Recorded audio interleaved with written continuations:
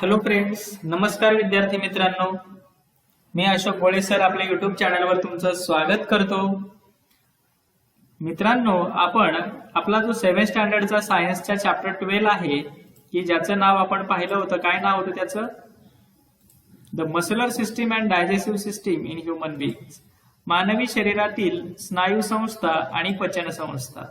हा लेसन आपण पाहिलेला आहे. वेगवेगळ्या पार्टमध्ये हे सगळे व्हिडिओ मी अपलोड केलेले आहेत. मित्रांनो, आज वेळ आली आहे त्याचा एक्सरसाइज देण्याची. आता त्याचा एक्सरसाइज काय आहे पहा.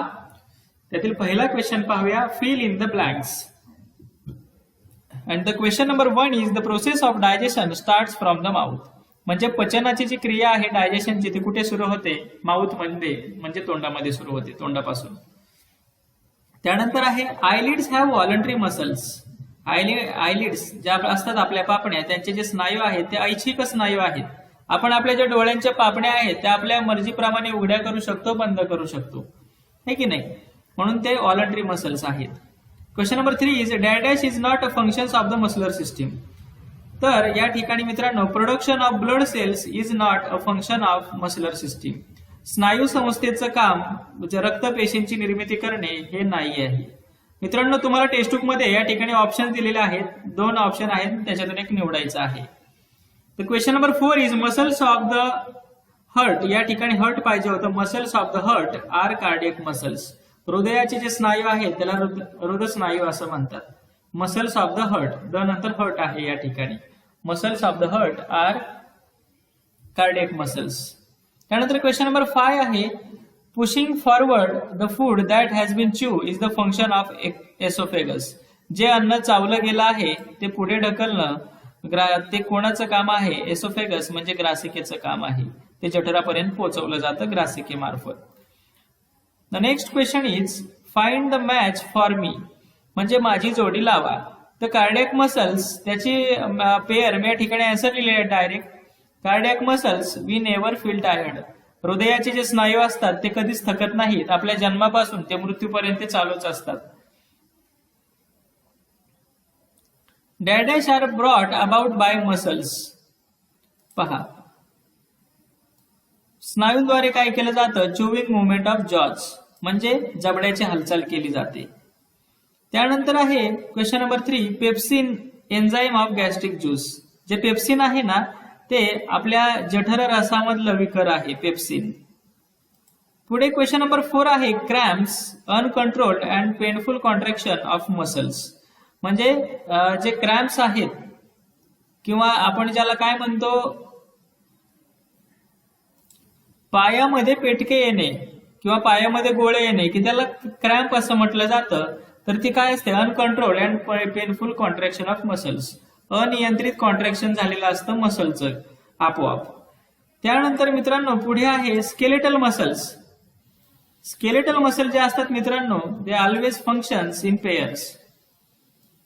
हे जे अस्थि स्नायू आहेत ते जोडीनेच कार्य करत असतात. पुढे पाहूया हु इज टेलिंग अ लाय. खोटं कोण बोलतंय? टंग काय म्हणते पहा. My taste buds can tell only a sweet taste. म्हणजे जीभ काय म्हणते? माझ्यावर जे टेस्ट बर्ड आहेत, टेस्ट बर्ड म्हणजे रुचिकलिका, जिभेवर जे छोटे छोटे उंचवटे असतात फोड आल्यासारखे, त्या टेस्ट बर्ड असतात. आणि जीभ म्हणते ते टेस्ट बर्ड फक्त मला स्वीट टेस्टच सांगतात. तर मित्रांनो, टंग या ठिकाणी खोटी बोलते. टंग इज टेलिंग अ लाय. या ठिकाणी टर्न झालेला आहे, त्या ठिकाणी टंग लिहा तुम्ही. टंग इज टेलिंग अ लाय. जीभ खोटं बोलते. जीभ फक्त आपल्याला गोड चवच सांगते का? आपल्याला तुरट, आंबट सगळ्या चवी कोण सांगत असतात? ही टंग सांगत असते. म्हणून टंग काय करते? खोटं बोलते. Tongue is telling a lie. Next, liver is saying I am the largest gland in the body. तर लिव्हर काय म्हणतोय? मी शरीरातील सगळ्यात मोठी ग्रंथी आहे. तर then liver is telling the truth. Liver खरं बोलतोय. मग याच्यामध्ये काय चेंजेस करायची गरज नाही. लार्ज इंटेस्टाईन काय म्हणतंय? I am 7.5 metres long. तर लार्ज इंटेस्टाईन जे बोलतंय ते खोटं बोलतंय. Large intestine is telling a lie. Large intestine खोटं बोलतंय. काय खोटं बोलतंय? त्याची लेंथ 7.5 सेंटीमीटर नसते, तर 1.5 मीटर लेंथ असते त्याची. कोणाची? लार्ज इंटेस्टाईनची. पुढे आहे अपेंडिक्स. अपेंडिक्स काय म्हणतंय? Digestion is impossible without me. माझ्याशिवाय पचन होऊच शकत नाही असं कोण म्हणतंय? अपेंडिक्स म्हणतंय. पण मित्रांनो, appendix is telling a lie. Appendix खोटं बोलतंय. तर ते डायजेशनच्या प्रक्रियेमध्ये कोणतीच भूमिका किंवा कोणतंच काम करत नाही. It does not perform any function in human body. ते मानवी शरीरामध्ये कोणतंच काम करत नाही, म्हणून ते खोटं बोलते. लंग, फुफ्फुस काय म्हणतंय? I play an important role in excretion. तर लंग जे आहे ना, ते थोडंसं खोटं बोलते आणि थोडंसं खरं बोलते. कारण it can perform function of excretion but not as important role by perform by kidney. किडनीचं जे कार्य आहे एक्सक्रेशन मध्ये तितकं महत्वाचं कार्य लंग म्हणजे जे फुफ्फुस आहे ते करत नाहीये. Next, give reasons. कारणे लिहा. Food becomes acidic in the stomach. आपलं जे अन्न आहे ते आपल्या जठरामध्ये आम्लीय बनत असतं. तर त्याचा आन्सर काय आहे पहा. The wall of a stomach has gastric glands that produce mild hydrochloric acid. आपल्या स्टमकमध्ये, आपल्या जठरामध्ये गॅस्ट्रिक ग्लँड असतात की ज्या हायड्रोक्लोरिक ऍसिड म्हणजे काय करतात? हायड्रोक्लोरिक आम्ल तयार करत असतात. Due to this the food becomes acidic in the stomach. यामुळे काय होतं? जे अन्न आहे ते काय होतं? आम्लीय होत असतं. कशामुळे? आपल्या ज्या गॅस्ट्रिक ग्लँड्स असतात की त्या हायड्रोक्लोरिक ऍसिड तयार करतात. त्या हायड्रोक्लोरिक ऍसिड आपल्या फूडमध्ये मिक्स होतं, म्हणून काय होतं? आपलं अन्न ऍसिडिक बनत असतं. Cardiac muscle are said to be involuntary muscles. हृदयाचे जे स्नायू आहेत त्याला अनैच्छिक स्नायू म्हणतात, इनव्हॉलंटरी मसल्स म्हणतात. तर मित्रांनो, का म्हणतात त्याला कार्डियक मसल्सला इनव्हॉलंटरी मसल्स? कारण की ते आपल्या इच्छेनुसार काम करत नाहीत. The muscles of the heart do not function according to our will. हे कार्डियक मसल्स आहेत म्हणजे हार्ट मसल्स आहेत, ते आपल्या इच्छेनुसार काम करत नाहीत. आपण थांबायचं म्हणलं तर थांबत नाहीत, आपण सुरू करायचं म्हणलं तर ते सुरू होत नाहीत.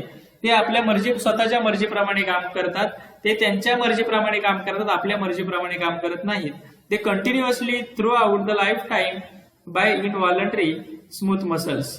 ते स्मूथ जे मृदू स्नायू आहेत त्याप्रमाणे ते काम करत असतात. कंटिन्युअसली ते आपलं जे आयुष्य आहे तिथपर्यंत, आपण मृत्यू होईपर्यंत अविरतपणे काम करत असतात, म्हणून ते इनव्हॉलंटरी मसल्स आहेत. Intoxicating substances should not be consume. अंमली पदार्थांचे सेवन करायचं नाही. जे व्यसनी पदार्थ आहेत त्याचं सेवन करायचं नाही. तर का खाऊ नयेत? दारू, तंबाखू, गुटखा सारखे पदार्थ. If you consume any tobacco product. आपण तंबाखूचा कुठलाही टोबॅको प्रोडक्ट घेतला, म्हणजे गुटखा घेतला असेल, सिगारेट घेतला असेल, तंबाखू असेल, तर त्याचा काय परिणाम होतो? The mouth, the pharynx, alimentary canal and the other organs of the digestive system cannot function properly. आपलं तोंड, आपली ग्रासिका, आपली जे अन्ननलिका आहे ती व्यवस्थित काम करत नाही तंबाखू खाल्ल्यानंतर. It causes the problem like vomiting. त्याच्यामुळे वॉमिटिंग म्हणजे उलटी होते, नॉझिया होतो, मळमळ येते, अँड हेडॅक, डोकं सुद्धा दुखतं तंबाखू खाल्ल्यानंतर, सिगारेट ओढल्यानंतर. It also cause cancer. Cancer होऊ शकतो तंबाखूजन्य पदार्थ खाल्ल्यानंतर. The functioning of the system of the body is disturb due to such habits.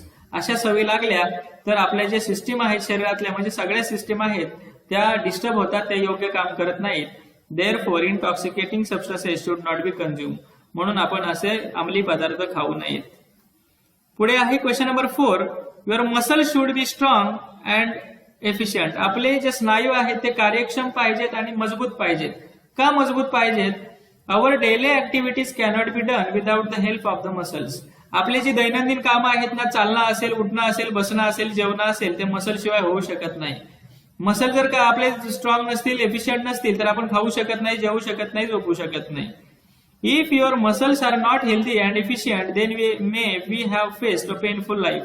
जर आपले मसल स्ट्रॉंग आणि हेल्दी नसतील तर आपल्याला सारखं दुखणं किंवा सारखं आपले मसल्स, आपलं अंग दुखू शकतं आणि आपलं आयुष्य पेनफुल होऊ शकतं. So our muscles need to be healthy and functional. म्हणून आपले जे मसल्स आहेत ते हेल्दी आणि फंक्शनल म्हणजे ते योग्य काम करत राहिले पाहिजेत. पुढे आहे question number 5. Answer the following questions. How many types of muscles are there? Which are those types? मसलचे किती प्रकार आहेत आणि कोणते आहेत? त्याचा आन्सर आहे the muscles are of 3 main types. जे मसल्स आहेत ते 3 प्रकारचे असतात. कोणते? Skeletal or voluntary muscles, cardiac muscles आणि smooth or involuntary muscles. Skeletal म्हणजे अस्थि स्नायू किंवा ऐच्छिक स्नायू म्हणायचं त्याला. कार्डियक मसल्स म्हणजे हृदयाचे स्नायू. स्मूथ मसल्स म्हणजे मृदू स्नायू किंवा अनैच्छिक स्नायू. असे हे 3 प्रकार आहेत. आणि क्वेश्चन नंबर 2 आहे, what causes the problem of acidity. Acidity किंवा आम्लपित्त याचा त्रास का होत असतो? What is its effects on the body. आम्लपित्ताचा आपल्या शरीरावर काय परिणाम होत असतो? Acid is produce by stomach. आपल्या शरीरामध्ये स्टमक म्हणजे जठर आहे, त्याच्यामध्ये आपले ज्या गॅस्ट्रिक ग्लँड्स असतात त्याच्यात ऍसिड तयार होतं. It is mild 0.5% HCl. ते कोणतं ऍसिड असतं? 0.5% HCl असतं. If excess of acid is produce म्हणजे 0.5% पेक्षा त्याचं प्रमाण वाढलं की त्याच्यामुळे हेडॅक, हर्टबर्न्स, जळजळ होते, व्हॉमिटिंग, उलट्या होतात, स्किन रॅशेस, आपल्या स्किनवर पुरळ उठते आणि त्याच्यामुळे आम्लपित्ताचा त्रास होतो. कशामुळे होतो? Access of acid. आम्लाचं प्रमाण वाढल्यानंतर, HClचं प्रमाण वाढल्यानंतर त्याचा आपल्याला आम्लपित्ताचा त्रास होतो. आणि त्याचं कारण काय असतं? त्याचे परिणाम काय होतात? हेडॅक, डोकं दुखतं आम्लपित्ताचा त्रास झाल्यावर, हृदयात जळजळ होते, व्हॉमिटिंग, उलट्या होतात आणि अंगावर पुरळ येते की त्याला पित्त उसळणे असं सुद्धा म्हणतात आपल्याकडे. पुढील क्वेश्चन आहे, name the different types of teeth. दाताचे वेगवेगळे प्रकार कोणते? What is the function of each type. आणि प्रत्येक प्रकाराचं काम कोणतं? प्रत्येक दाताचं काम कोणतं? तर मित्रांनो, there are 4 main types of teeth. दाताचे 4 प्रकार आहेत. कोणते आहेत? These are incisors, canines, premolars and molars. आता त्यातल्या एकाचं फंक्शन पाहूया. Incisor help in biting. Incisor जे असतात ते काय असतात?